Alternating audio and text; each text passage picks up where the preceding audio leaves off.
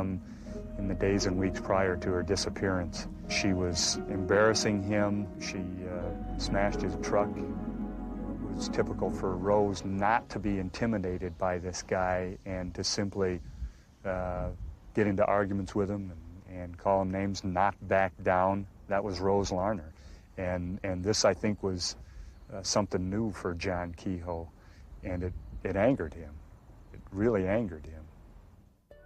Although the crime occurred 2.5 years earlier, Rose Larner was still able to speak to the jury through the power of forensic science. That was just the way we felt about the DNA evidence that came off that wall. Was Rose Larner was speaking out, saying, "Here I am." In this case, you know, I don't take the position that we didn't have a body. I think we did. We just had very small pieces of it. So, I mean, they basically gave us a body. The jury deliberated just over an hour.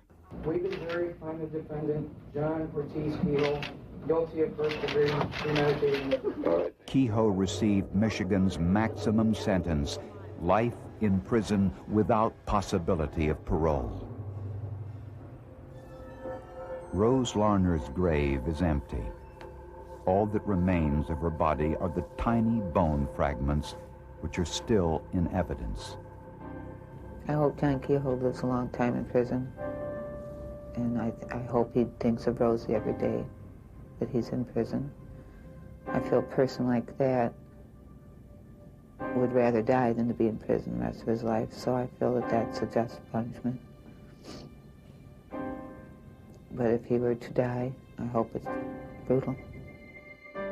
Bill Brown was sentenced to 1 year in prison for helping cover up the murder.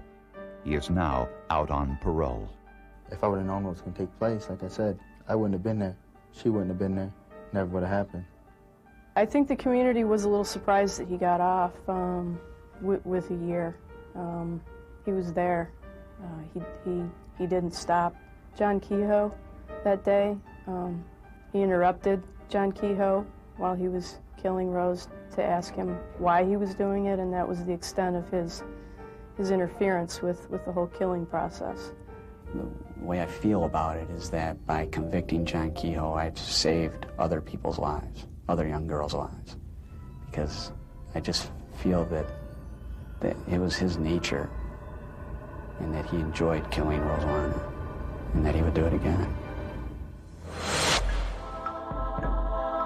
Coming next on UK TV People, providing respite and end-of-life care, we explore a remarkable insight into the children of Helen House.